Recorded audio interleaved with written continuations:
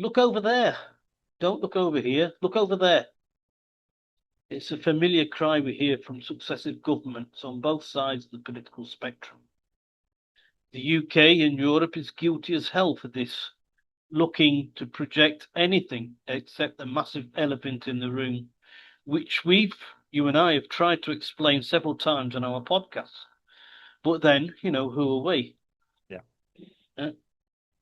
The only respite is the historical record of our archives. So we can say, look, this is what we said back then. Yes. This is what we said was going to happen. But it looks like the Deputy Prime Minister of Italy has decided to take a step back and take a look in from the outside. And lo and behold, he's come to a similar conclusion as to what we've been showing everybody. Matteo Salvini saw as clear as day that the bogeyman being pushed by several governments, Vladimir Putin, is not such a dangerous threat to Europe. What is the most dangerous threat to Europe? Illegal immigration, according to Salvini. When asked in an interview last Tuesday, said that Russia was not a threat to Europe. The threat that Italian citizens face every day is illegal and clandestine immigration, especially of an Islamic extremist origin, he said. It's fair to say that this guy has been complaining about the situation for quite some time and has wanted tougher regulation and restrictions of migrant rescue vessels. Eurostat said that the EU has been invaded by 8.5 million non-European immigrants in 2023 and 24 alone. Salvino also pointed out that Europe is not at war with Russia, and the best way to end the conflict in Ukraine is through dialogue. He observed that several EU nations have stifled efforts to end the war in order to take the attention away from internal problems in their own countries. This is what he was saying.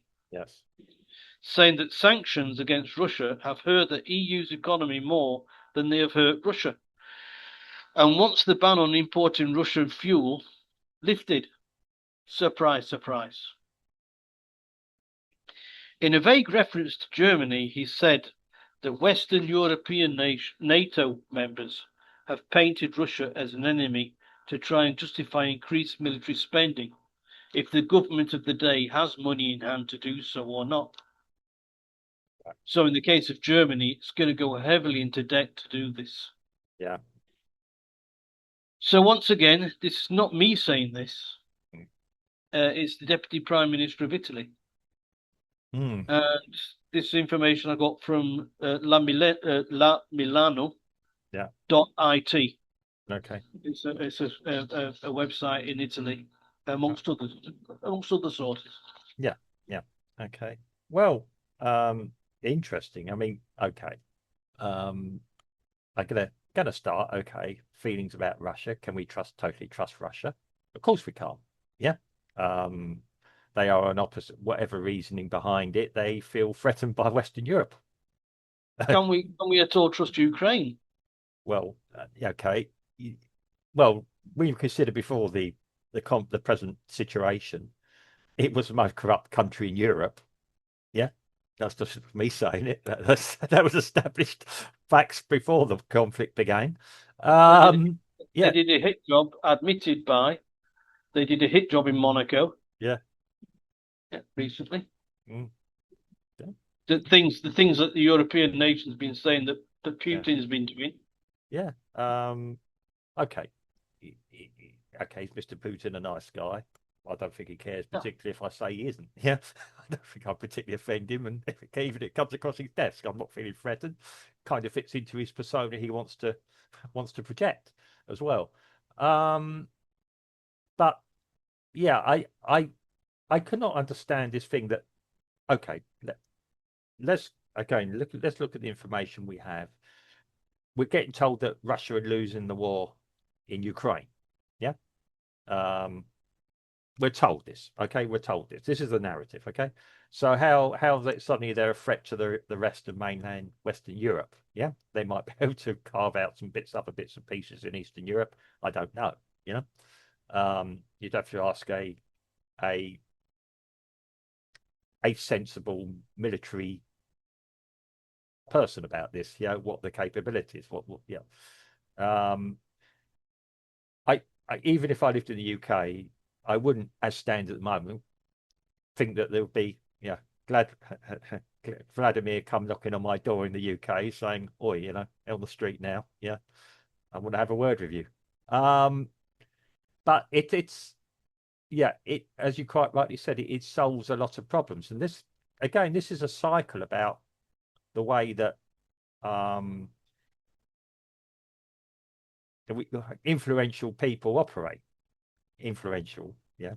They get into the cycle. We're in the oh goddamn situation now. What do we do? We'll have a conflict. Yeah. Um, yeah. Gaslighting is a modern term for it now. Yeah. It's not. Yeah. It's not. It's no longer called. Yeah. We call it gaslighting. You gaslight somebody else. Put the light on them. Or look at them, and it's a bit shadowy. Yeah. Stop. Yeah. Look over there. Now, the deputy guy prime minister of Italy is a big deal. Yeah, he's Meloni's number two. He's the guy who would step in if hopefully nothing will happen to her, but if she was incapacitated for any particular length of time, he'd be the guy taking over. Um, I don't know much about him. I would assume he's not a complete idiot. Unlike our British one, of course. Probably something the Italians get right. In Italian pecking order, you've always the top three people are normally quite sharp, intelligent people because that's the way that their societies have always operated for probably 2,000 years. Now, the fact he said it, the fact he's pointed out about illegal immigration. Yeah, I'm going to use the term illegal. Means that he's very suspicious of it at all. And here's a guy who will have the figures in front of him. Here's a guy who can see what's happening. Maybe he's got political ambitions as well as a populist. I don't know, or what we could term a populist. Maybe he wants people's votes one day. I don't know, but he can see what a majority of the people across Europe are thinking. Yeah. Nobody has proven to me yet that this illegal immigration is helping the people of Europe. We did a podcast earlier about the lack of medical people. If they were good medical people and good engineers, they'd be staying in their own country, surely. Earning. It depends what their motive is. Well, that's it. Yeah. The ones I've seen, okay, on even on mainstream news sometimes don't strike me as being qualified doctors or engineers or qualified anybody's. Yeah. So they, so I think he's warning or his statements or whatever you want to say are probably very accurate. Now, okay, he said, this is one I'm going to be critical of him, or from what you just told me. He said what the problem is. I mean, he's given a solution to the problem with Ukraine. Sit around and talk now, which we've said. Yeah, we got to the point, we got 2 million dead or how many, whatever the figure is, that maybe it's time that this is a stalemate, this is going to go nowhere, or Russia are winning, or whatever. Maybe now's the time to put out an olive branch, or both sides have to put out an olive branch and sit around a table in Turkey or Alaska or wherever is a convenient table to sit around. Yeah. But yeah, he's offered a solution there. He hasn't said a solution when he said restrictions on these boats coming in. How are we going to do it? Well, like he said, you'd have to have different legislation Yeah. and restrictions. Once you get those into place, then the rest of it is just plain sailing, if you pardon the pun. Yeah. They have the right to turn the boats around and send them straight back because a lot of the people are coming up via Italy. Mm. from Africa to Italy, Yeah. coming up through Italy to the rest of Europe. Mm. They don't get parachuted into France. No. They come via another route. Yeah. You know, I mean, this is the argument we've got in the UK. They've come from an unsafe country. What, France? I didn't know France was that bad. have you But yeah, been to Paris lately?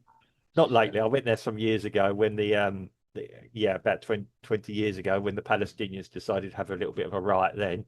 I met the local riot squad, the police. They don't mess around. I mean, the problem that you have these days Yeah. is that, I mean, we can say this about the UK Mm. because we know, that the British government is frightened to get a rebellion on the hands Yeah. of all the non-Christian, should we say, Mm. population. There are Yeah. so many of them. Yeah. There are so many of them. I was talking to a Brazilian yesterday whilst I was watching the World Cup, Yeah. and he said that he went to London. Mm. I said, "Oh, do you see any English people there?" He said, "I'll tell you, I went walking down the street. Yeah. He couldn't remember what he said. The name of the district was a tube station, but he can't remember the name. Yeah. He said, but he didn't see anybody from England there. He said that all the women were wearing burqas, Yeah. all walking down the street, and there's nobody there speaking English or. And that's in our capital, where 70% of the people who live in London these days are not from the UK. Yeah. Yeah. We say not from the UK, yeah, of origin. Yeah. If you walk around Stratford, East London, or down Uxbridge Road, West London, you probably won't hear English spoken. Quite because that struck me last time. And I was with a younger person and I mentioned this and they accused me of all sorts of isms. I said, no, no, I'm just, I'm making an observation. I'm not saying these are good or bad people. I'm not making a judgment. Um, they own businesses. They're probably hardworking. And yeah, I know how difficult it is to have a restaurant and anything else. Okay, they're contributing. But yeah, it is quite, incredible. I mean, not a new development in London, but London for hundreds of years has been a melting pot of lots of different people. But now, when you consider that immigrants were considered to be from Europe and Scottish and Irish, now, yeah, um, they're slightly more tanned. Um, I'm not again I'm not suggesting they're good or bad, they're bad people, but um, yeah, it's moved, and yes, they bring a different culture. Um, they do seem to want to eradicate the existing cultures that are there, Yeah, and not I heard something on the GB News 2 days ago. yeah, When King Charles he mm, was he was crowned, yeah, he had to swear an oath, yeah, and he said that, and I only knew this about a couple of days ago. yeah, So he said that he was the defender of the faiths, yes. He's always plural, said this, yeah, plural, mm, and he should be the defender of the Church of England, yeah, defender of the faith. yeah, The fact that he said the faiths, that would change the constitution mm, of the UK, of England. yeah. I mean, it's but again, he's been saying this all along. He's not suddenly woke up the Yeah, day but he's before. only he said it. He said it when he was Yeah, I know, crowned. I remember that. I remember picking it up. And um, I mean, okay, if we start talking faiths, I'm a Catholic. What do I think of the Protestant faith? I have very, very, No, yeah, but that's nothing to do with it. The king no, is to be the protector of the of the faith. faith. Yeah. The Church of Um, England, which Henry VIII yeah, created. yeah, I know, yeah. Right, And his son contributed it on and henceforth, and yeah. there you are. Um, yes, and I mean, this is it, and he's changed, um, to the point that a lot of the indigenous population of the Church of England, the Anglican faith, don't want him anymore. Yeah. Um, Well, I'll be quite honest with you. Those faiths that are not the Church of England yeah. and Anglican don't want him there either. Yeah. And they'll cut his head off so much as look at him. Well, yeah. I mean, Some of them would. yeah. I mean, the big issue that I've got with this, okay, protect the faith. The last time I looked for the past 200, 300 years, the Christians haven't been burning people at the stake or executing them or anything else. Anymore. Not anymore. They did do in the past. That's what I mean. In the past, 300 or so years. Um, okay. I mean, someone like me who's a Catholic, I grew up in a world where Catholics were sometimes frowned upon.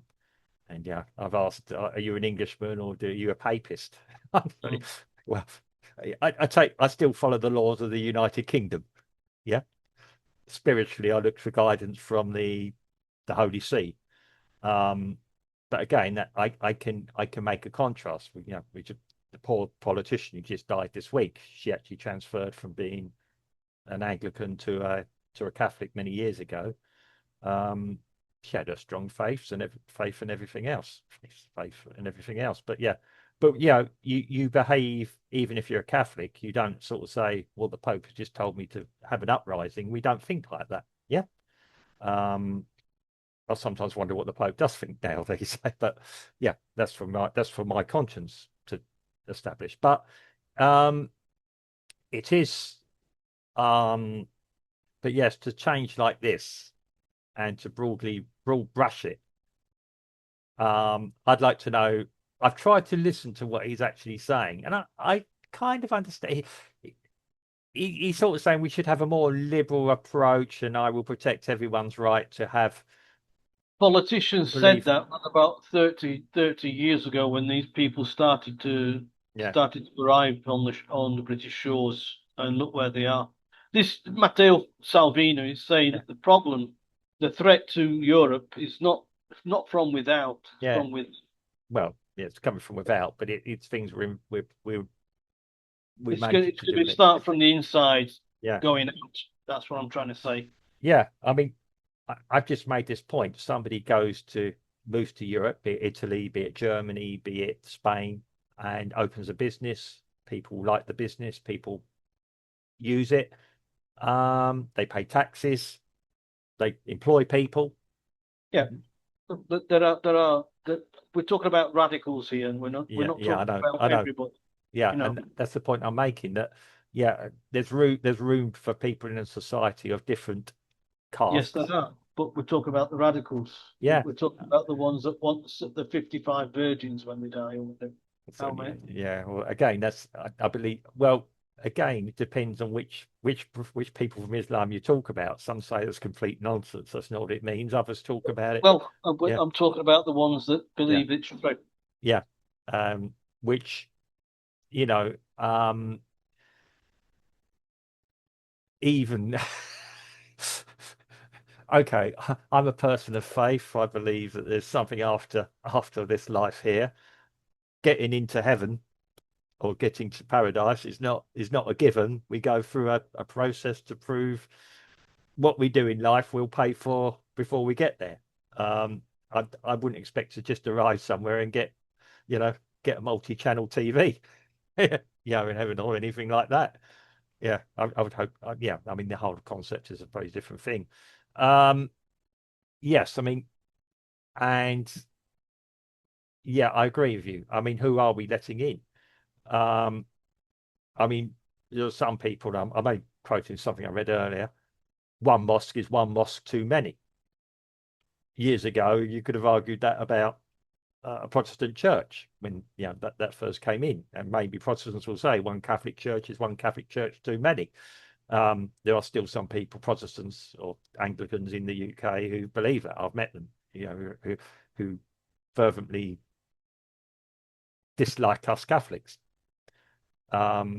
Not they dislike me, possibly. I don't. They didn't threaten my life. They just just implied that maybe my salvation, my plan for salvation, was totally wrong.